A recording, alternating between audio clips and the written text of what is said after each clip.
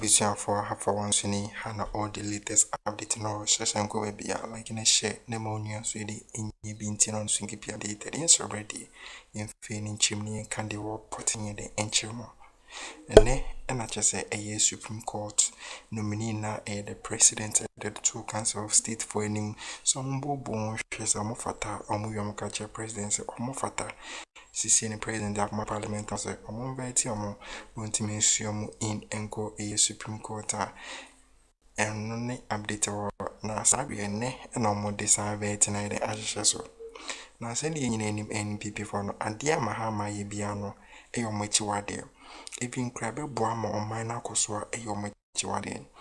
So anything from Mahama Bian on person to go so right on this nominees for Omoko Supreme Court. John Draman Mahama and episode Omoko. So on person of our coin Bia so a go many massy. Now a chairman or committee so no a first deputy a speaker. I hear for. Now Sabri no wow just wow a Afenyo Markin any NPP MP Bako a question modiama the Supreme Court judge. Our country Supreme Court judge and so on money coin ne and money coin chance on answers our question. Floor to Honorable Jerry Ahmed Shaib.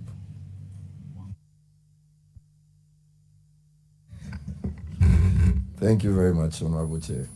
I appreciate the opportunity.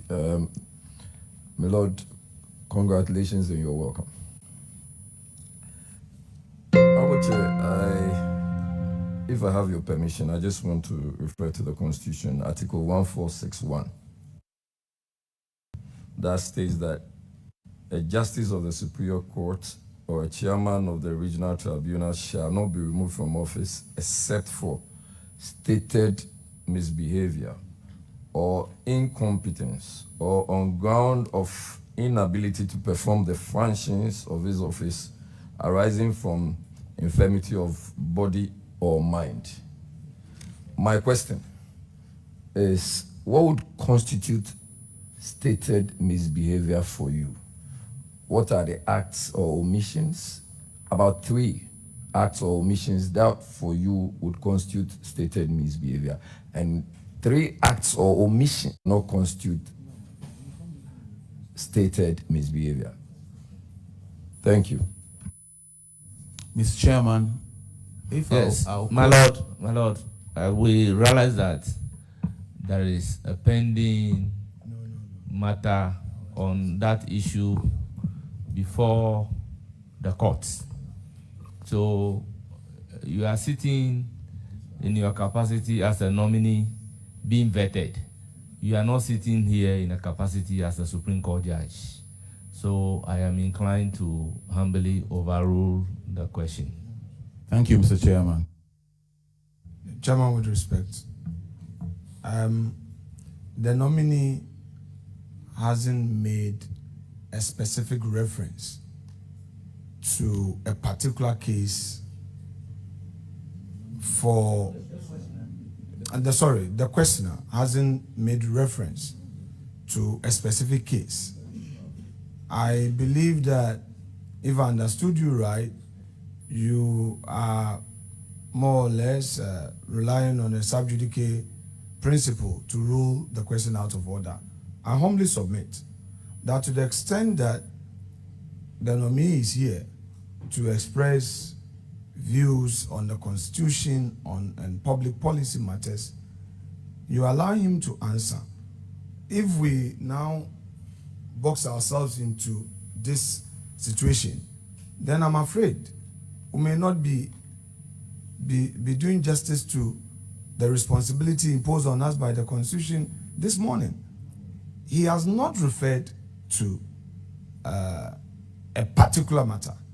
And like I argued recently on the floor, the sub judice rule cannot be applied in absolute terms, that there is a matter related somewhere, so Parliament cannot move. He referred to the Constitution and said, what is your view? Give us 3 instances. That is not related to whatever matter you are referring to. In any event, you haven't shared with us the matter that you think, if the question is answered, it will create a problem for same. So I respectfully submit that you permit it. Honorable members, we all know the matter, even if not expressly stated. He is a Supreme Court nominee before us. Who knows that when the matter, an aspect end up at the Supreme Court, you may be called upon to preside over it. So, honorable members, it is not proper that we solicit the opinion of a Supreme Court nominee before us on the question being asked. With all due respect, the question is overruled. I'll give the floor to the member to ask another question. Thank you very much, Honorable Chair. Honorable Chair, before asking the question, I just want to make reference to this. It's, with all due deference to you, it has nothing whatsoever for me to do with a pending matter that has to do with the Chief Justice, which you are making reference. If you look at even the paraphrase, it goes on to say that removal of justices of superior courts and chairmen of regional tribunal. So, respectfully, it has nothing whatsoever to do with the stance you are taking now. Because I have asked that, what would constitute? He is going in as a justice of the superior court. And I'm asking, in his view, what would constitute an act or omission that would amount to stated misbehavior? Honorable member, you know the rules. After the ruling of the chairman or the speaker, we don't argue that. Please ask another question. Very well. Just for purposes of record. My Lord, respectfully, would you consider superior court judges to have all, when they are supposed to have, as government appointees, they are supposed to file every indication of properties they have, and they do what we call the declaration of assets. Is it something that is it a position you would also consider for judges of the Supreme Court or judges as a whole to also have, as in, file their declaration of assets? And if yes, respectfully, why? And if no, why not? Thank you. Mr. Chairman. Honorable nominee, please proceed to answer the question. Mr. Chairman, as the Honorable said, if that is the law, that all appointees, government appointees, should declare their assets, and judges are government appointees, why not? They have to declare their assets. Thank you. So is it the case that you have filed your assets declaration? Yes, Mr. Chairman. Very well. Honorable Chair, I also want to find out and whether we are considering technological impact on constitutional requirements. So it has to do with Article 68, I think, to 9 requires that the Speaker to take presidential oath when acting for the president who is absent and vice president, but not when the vice president is acting alone.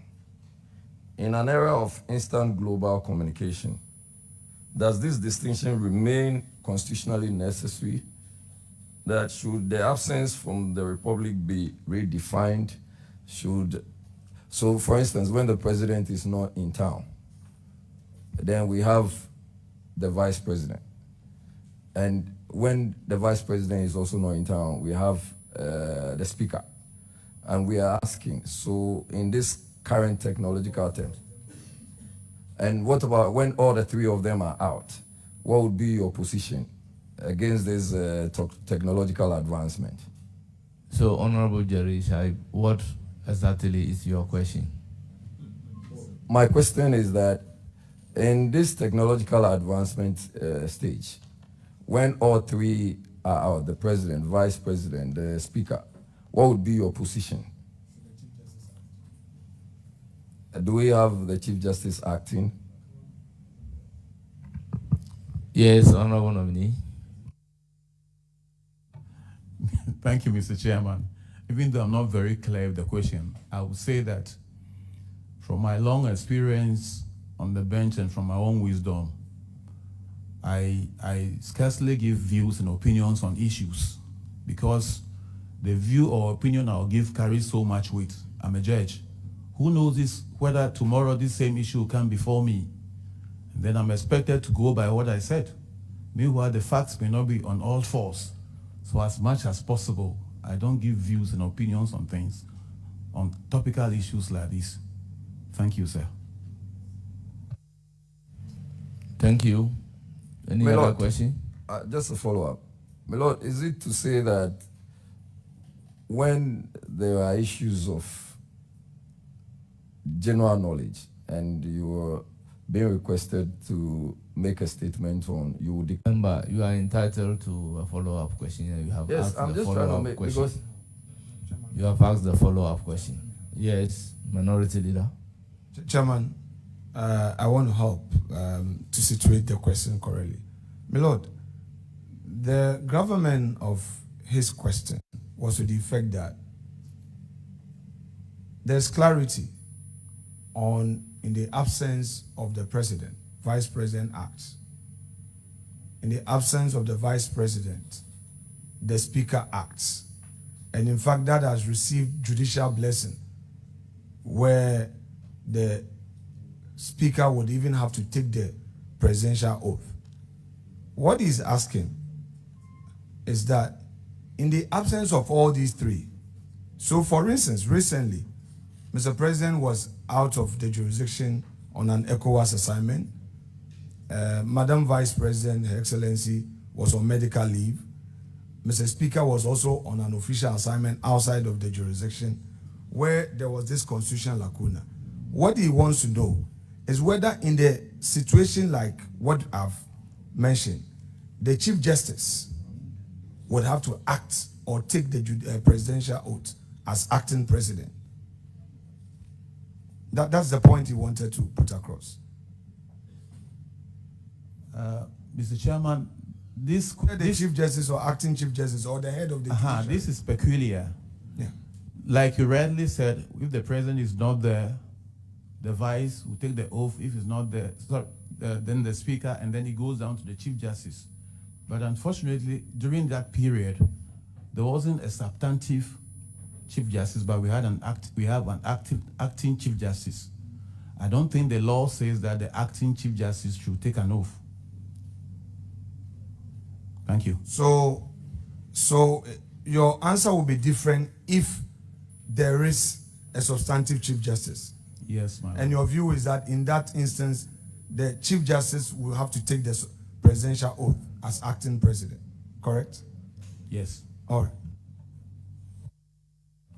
Yes, your last question. Thank you very much, Honorable Chair. My Lord, respectfully,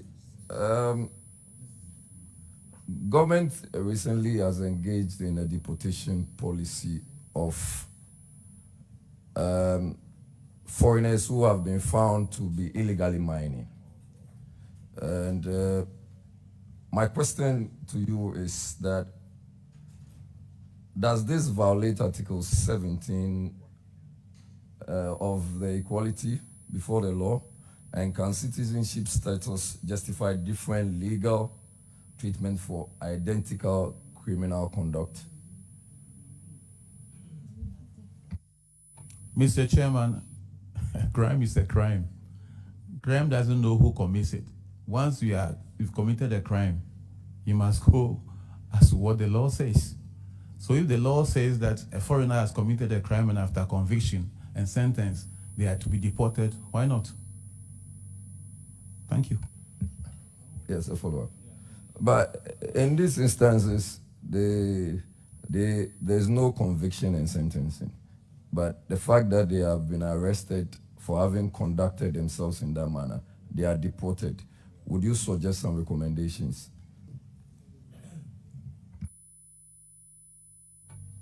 Thank you, Mr. Chairman. I cannot tell what decision informed that, what reason informed that decision.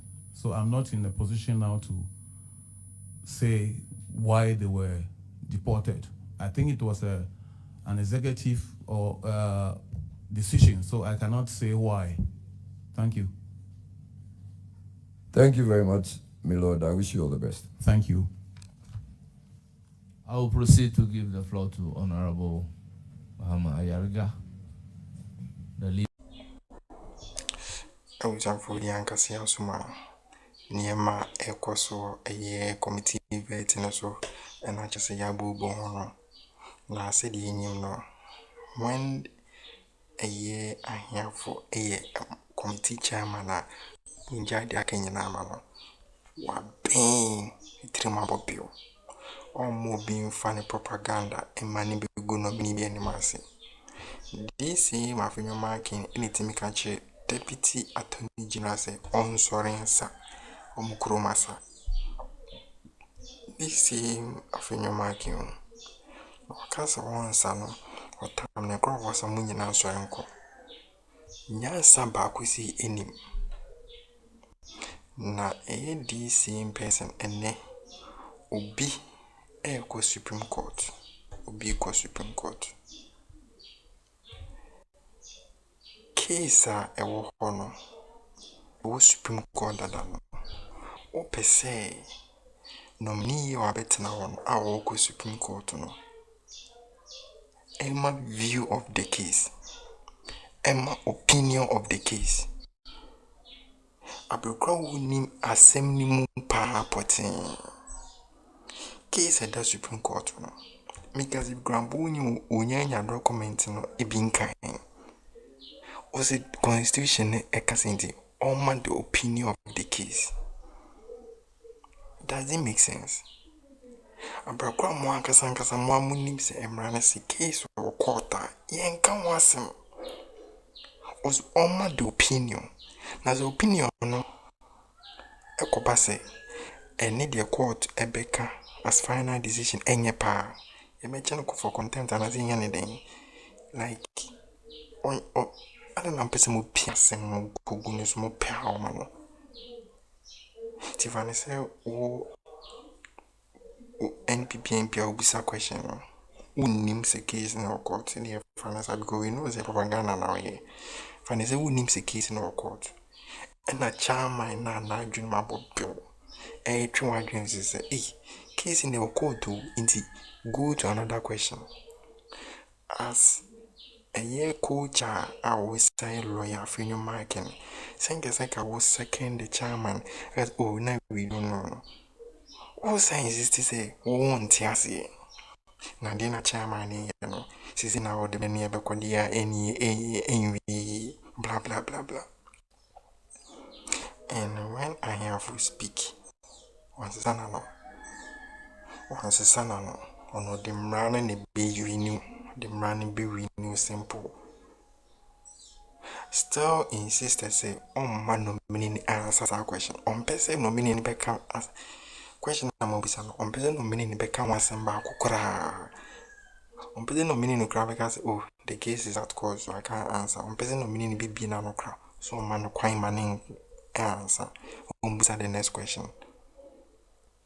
All in the name of fighting for the suspended Chief Justice. All in the name. So all fighting for the suspended Chief Justice. So as speaking of some propaganda no my you could demonstration, you could radio TV station, Akebiama the suspended Chief Justice and the case in the court or especially court Kebiamano a year or more Ghana Bar Association for Kebimano. Still now Muntijai trying to sabotage the system. Meanwhile, you know, say the president is performing any constitutional mandate. You know, the president and the government and they appointing judges and then the chief justice. we are born in as a presidency 8 you show one same say we did be Marcos so you do more for our continue. Still, now person of our going be so a sabotage system. You can't challenge the government. As a matter of fact, you are no opposition leader. You opposition minority leader. You are in opposition. Senior president in Nigeria. It's not like that the president is going beyond or exceed the constitution. He's performing in the line of the constitution. Still not want to say. So this is how I made ASICO. Propaganda no machine just to make sure say Niamane was system no man on BBC no question no. Enfa. If the case at the court, chairman or Mawkwanyo or pass sorry free so because the other day the deputy attorney general most sorry free. Yesterday attorney general so yam actions na yam and the best of you. Now sometimes I'm with him or say this minister ya hori and say free no yempene so enkwesi ago obi minister na mo from say free mo ankasa mo no mo de omani good reason tan she come abrogo we say our subscribe na share na mo